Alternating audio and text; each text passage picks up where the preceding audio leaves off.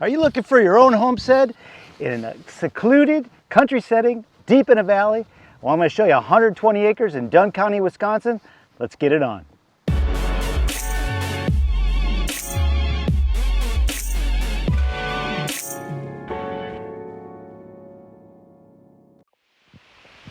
One thing when I arrive to a property that I really try to get a sense is just the feel of the property. How does it feel? Is it secluded? Is it busy? Is it looks like there's a lot of encroachment as far as neighbors? Is there trash? Just the general approach is so important, because when I bring a client out, that first 10 seconds or so, that experience is so key to how they eventually feel about the property. And my first impression with this is I love these secluded roads. It's got electric that comes down it, and there's a terminal right here. It's actually got a fire number. So at one point there was a home here, I'm guessing, and I haven't seen electric, but I think there's a power line that comes in, so there might even be electric or have been electric here. So that first 10 seconds, it feels good. I can't wait to get up in here. I'm going to check it out. Come along. Okay, we're up in the interior of the property, and I'm sure this was once the homestead. There's a building right there. Right now it's just in pasture, but what an idyllic setting. Holy cow. There's 3 40-acre parcels here, and this would be a gorgeous place to put a home, and you'd be positioned at the front end of the property. So not a lot of intrusion as far as hunting goes, but check out this scene. It's just absolutely gorgeous. We're only a couple hundred yards into the property, and we've already come across what I would think would be where you'd want to build a home. A little homestead in here would be fantastic. Timbered ridges coming all around us, and hardly a neighbor in sight. There's only one neighbor at the end of the valley. Sounds like they got horses. The horses greeted us when we came in, probably set off the alarm, but yeah, beautiful sight.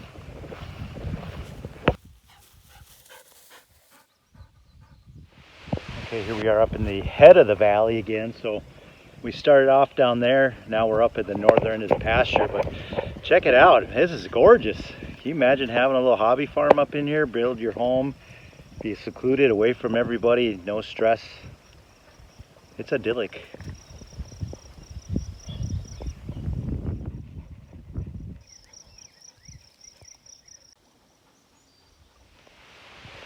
Okay, Lucy and I are working our way up into the timber, just to kind of assess what it looks like on the top of the ridges.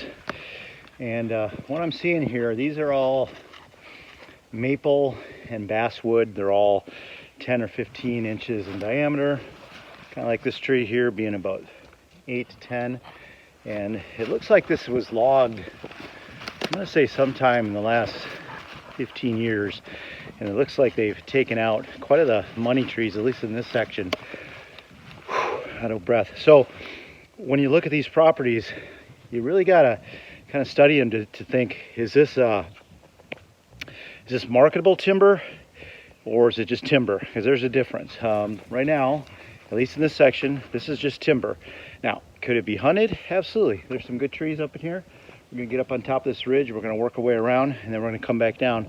But we're going to go through this property section 40 by 40 by 40, and we're going to look at it. But that's what you want to see.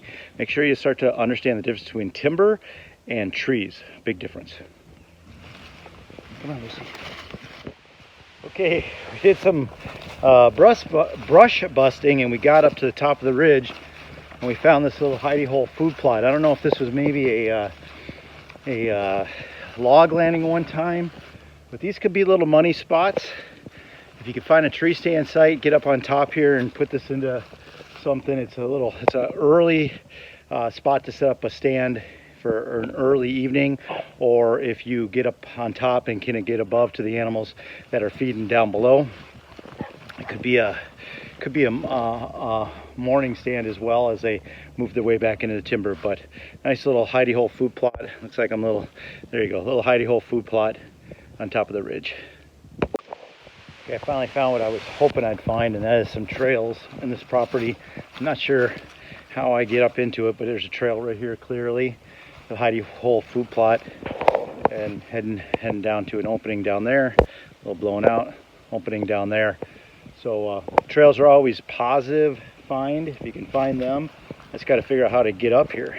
I don't know if you guys remember this, but I did a video called The Military Crest, and I found a perfect example. So there's this little hidey hole food plot right here, and that's the ridge going down. The wind's coming up my face, and then you come over the lip of the ridge, and you get just over the top, and guess what you find? Great deer trail right there,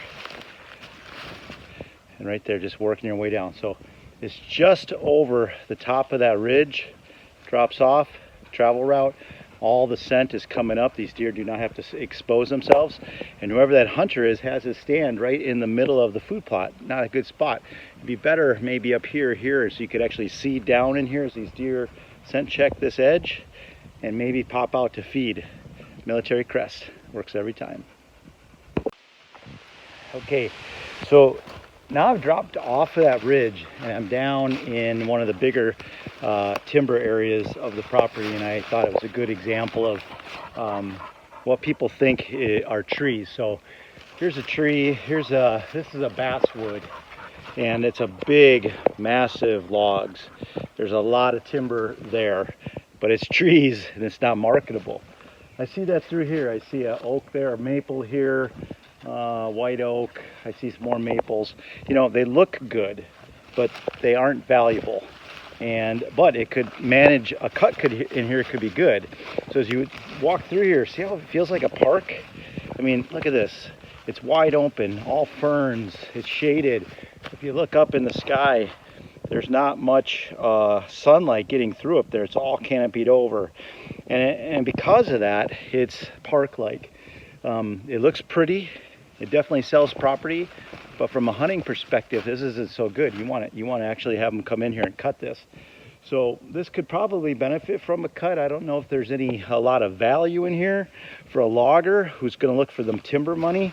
But if you did a habitat cut where you hinge, open up the sky, thicken this up, that's the kind of cut you want to do in here. So notice those things when you're going through properties, because it makes a difference. Okay, well now we're in a different part of the timber, and I'm starting to see some better trees. This is a huge white oak. You can just see how massive this thing is. This is many years old. I walk around it. It's got fantastic saw logs. Look at that. I mean, it's big, and there's a lot of money here. And there's a few of them in this area. That's kind of money trees you're looking for. If you could find a place like that, a property like that, it has another one right here. Walk around these trees. You look for the seams, you look for straightness. See how many 8-foot lengths, 10-foot lengths. You can see it's a little curved up there. That's what you're looking for. These are money trees.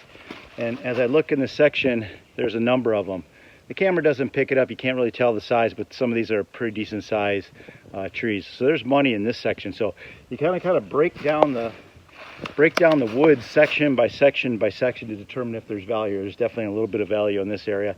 Probably enough that I'll call one of my forester friends and have him come out here and take a look and get his opinion, because there might be a little bit of money in this section.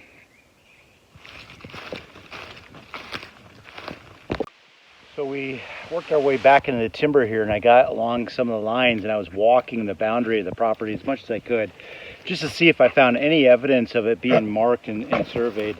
And Lucy, hacking up here, Lucy led me to this, and this is a survey line. And so this has been surveyed at one point. At least somebody came in here and tried to mark it. I don't know if these are official. I'm gonna have to ask the owner if he's got a official survey.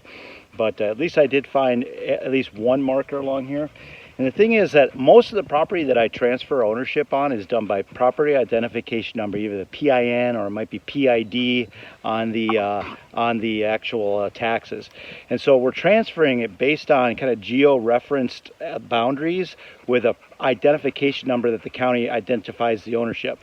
Very seldom to actually have an actual survey, and probably even less than that do people opt to do it. But it's always a recommended point, and it's a point of of negotiation. Sometimes the buyers say, hey, the sellers should transfer it with a survey because they know what they got, and it's their duty to transfer and know where the boundaries are. And it's arguable, and I say, well, we do know where the boundaries are. It's geo-referenced, and it's got a proper identification number, and the township is identifying it as that many acres with that PID number. So buyers may ask for it, sellers may provide it. Sometimes you never know who's actually going to pay for it. So get a survey if you're not sure. It's always a good recommendation.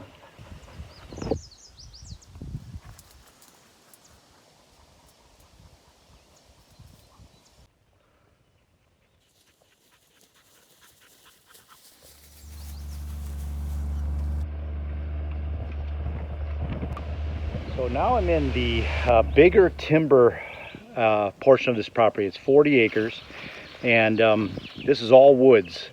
And what I think this adds to the property is diversity.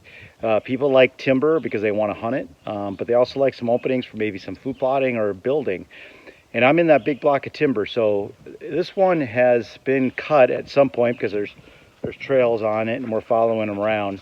But there's some decent trees here, some decent sized trees, and it looks like, but from a hunting perspective, it's definitely a plus. And just having that diversity on 120 acres is always good. So we're going to walk around this portion of the timber and just explore it and see what we find.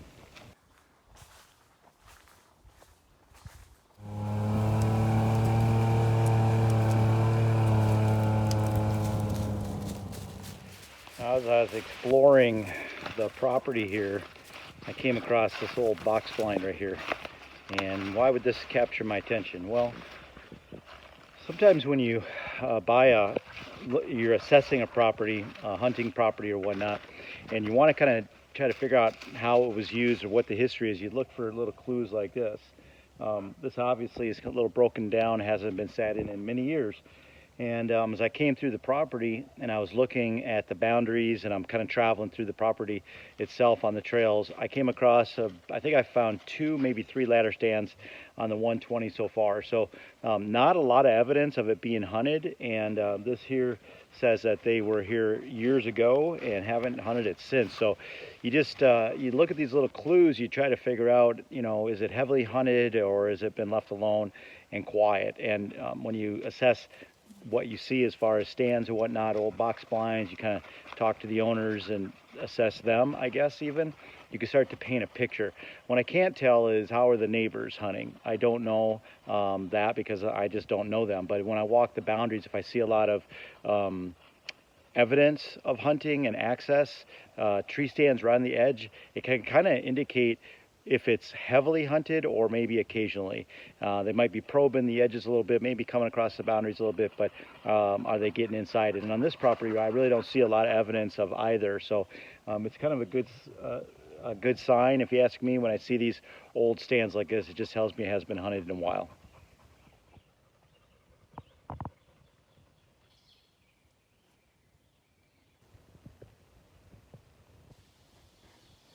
Now this here was probably a log landing. I could see evidence of cuts up top of the ridge here, and they were probably stacking the logs. But now it's a great looking opening, and this could be a fantastic food plot.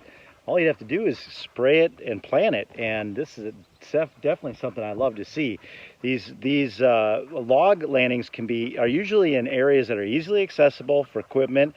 In this case, we're on top of the ridge, and a lot of times they're ready to go. You might have to work up the soil because it can be compacted, but get down some lime fertilizer, spray this off, and this fall you'd have a beautiful brassica plot right here. Well, I just got done walking this property, and I tell you what, I've been doing a lot of these lately, these property evaluations, just kind of showing you these properties, talking about the benefits. And I got to be honest with you, this is probably one of the prettiest that I've seen. I'm more excited about this property than I've been in a long time because it's got so many things going for it. It's such an idyllic setting in the hills of Dunn County, Wisconsin that you just don't come across very often. And I was lucky enough to get this listing as the owner was talking to 2 or 3 agents, but by the grace of God and probably a great presentation, I got the listing. So let's just jump into it. So we're going to break down this property as we always do, if I can fight through the bugs, and we're going to talk about location. This property is located in what is known as the hills of Dunn County. I got a bug in my eye. The hills of Dunn County, Wisconsin. Dunn Dunn County is flat on the southern part, tend to be sandier soils, a little bit more agricultural based. But on the northern portion where we're at, it starts to get into these rolling hills and coulees and valleys. And this property is no exception. We're back in 2 or 3 turns to get back in here. And once you get here, it only takes about 5 minutes to come off the county road, Highway 79. You feel like you're stepping back in time, and you surely are. I'm sure about 120 years ago, this valley was settled by a family as the remnants of their home, and the last barn is still standing in the pasture. This area is probably 30 to 40 minutes drive from most of the amenities. So if you're looking for seclusion, but close enough to get into grocery stores, shopping, a mall, post office, those types of things, you're far enough away that it's not, you know, right in your backyard, but it's close enough that you can get there pretty quickly if you need to go someplace. We're in the Boyceville School District, which is a nice small school, country school, nice conservative values, and that appeals to a lot of people. Once I got to the property, that's when the fun began. I immediately was amazed at the beauty of this valley. There's 1, 2, and 3 valleys that all come to where I'm standing here. Multiple ridges with secondary ridges, and we're surrounded on 3 sides by woods. The property is in the MFL program, which is a tax reduction program that basically cuts your taxes in half. We've talked about this a little bit before. What the MFL program does is it sets up a management plan with a certified plan writer. They came in here, and with the permission of the owner, they entered into the plan, and the owner was given the plan to manage his property. Now, from the looks of it, the timber has been cut maybe 5 years ago. I'm going to say 10 at tops. It started to come in pretty well. And as I usually find with these properties, especially in these hilly countries, is they cut the edges of the hills. They didn't go on the back side. It starts to get deep, because when I got to the back side, there's quite a bit of timber there that was good marketable timber. It was probably a little bit more difficult to reach, so they opted to not go after it. So the MFL program on this property, I think, runs through 2030, and you probably have one more cut in that. And when I looked at the managed forest plan, I believe it was a select tree harvest, and that's kind of what you're wanting to look for on these MFL plans. So let's dive in a little bit to the MFL plans and what you want to look for. When you get these plans, some people, I'm going to say about 50 to 60% of the general public is kind of turned off by them.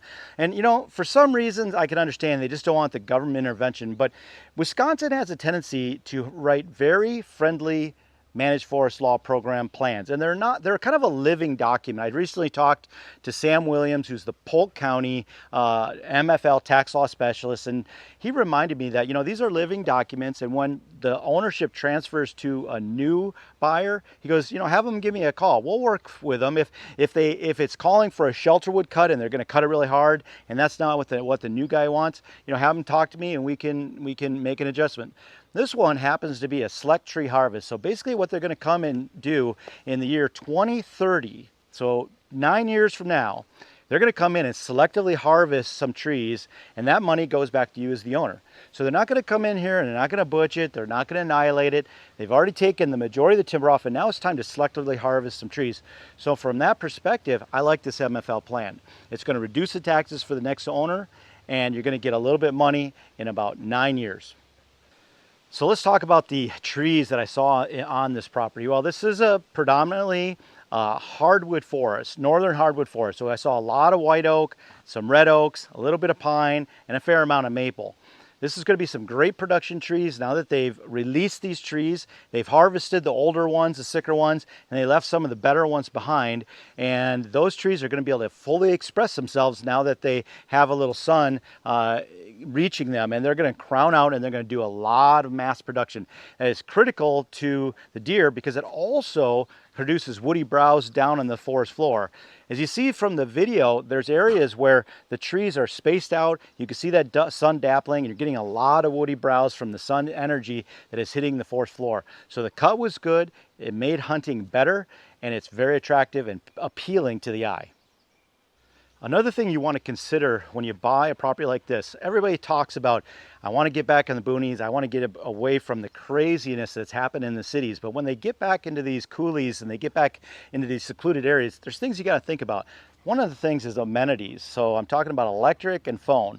This property happens to have a telephone. It's actually coming down the road and it terminates here at the property. And at one time, they tell me that the electric was brought across the valley to the home site that is up in, oh, look at this, we got a guy coming in here. Let's stop this. Let's see what he has to say. Good enough. All right, man. Good talking to you. Take care. Thank you. You never know who's going to show up. That's kind of cool. Well, that was Ron, the neighbor. He wanted to come in here and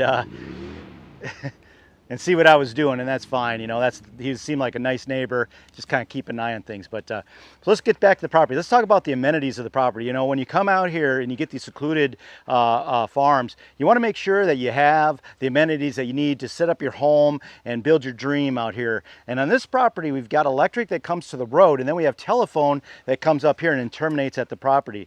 At one point, the electric did come off the hill here, and there was an old homestead that they've now buried and pushed down into a hole, and they've covered up, and all that remains from that original settler was the cabin, a small little cabin in the pasture. So, but it has the bones, it has the infrastructure, or it's really close, and that's really key, because if you're going to come out here and build it, I don't know what the current prices are where you're at, but where I'm at, it's about $6 a yard to bring it in, and we're about a quarter mile in, so it would be a pretty hefty price. So make sure you have amenities, electric, telephone, and especially internet if you can get it.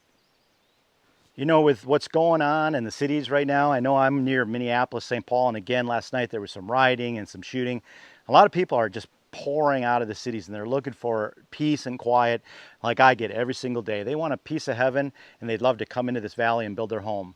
One thing that people kind of underestimate is the equipment that it takes to take care of a place, and it's something you really want to consider. Now, this happens to be a town road here, so the township comes in, they turn around, they plow. Maybe for a few bucks, they'll plow in your driveway and push you out. That's something you can check into. But if you're going to buy a property like this, you're going to have to maintain it, and especially if you want to increase the value, you're going to want to keep the trails clean. You're going to want to maybe cut this hay or sell it. If you don't have the equipment to do it yourself, you might want to plant food plots and gardens. You're going to want to build a home, put up fences for your livestock, just all kinds of things. It's quite an investment. It doesn't have to happen overnight, but you're going to need some equipment to do it and do it well. So when you're out looking for a piece of land and you find a beautiful spot like this, you know, of course, you're going to get caught up in the emotion of the beauty, but think about maintaining that property. Think about the equipment that you have or don't have and make an assessment of that, because it's a big part of taking care of a piece of American land.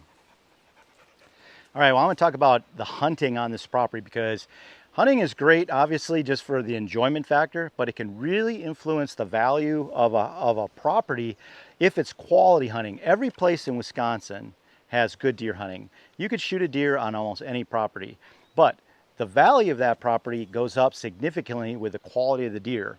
It's really important to get to know the area if you're looking for a trophy hunting potential, or if you're just looking for numbers and you want to come out and have a good time, because the eventual buyer is different whether they're just looking for a piece of land to come out and recreational hunt. They just want to see deer, have a good time, and trophies are secondary. Or on the other hand, if they're a true trophy hunter that's looking for Pope and Young, Boone and Crockett quality animals. Every property in Wisconsin has that opportunity because the genetics that are there, the nutrition's there.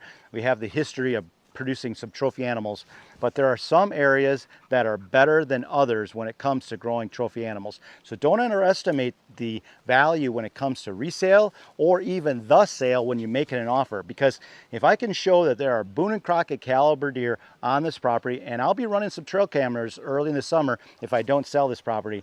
If I capture a Boone and Crockett quality deer, I can guarantee you that I'm going to sell this property for hundreds of dollars more than I would if I didn't have those animals. Now, when you buy it and you manage these properties, if you can manage them up through food plots, selective harvesting, mineral supplementation programs, feeding programs, whatever, if you can grow your herd, get some older class deer, take them from 120, 130 to 150, 170, 180, and maybe over the coveted 200-inch mark, well, then you're going to have a property that is definitely worth more on the open market.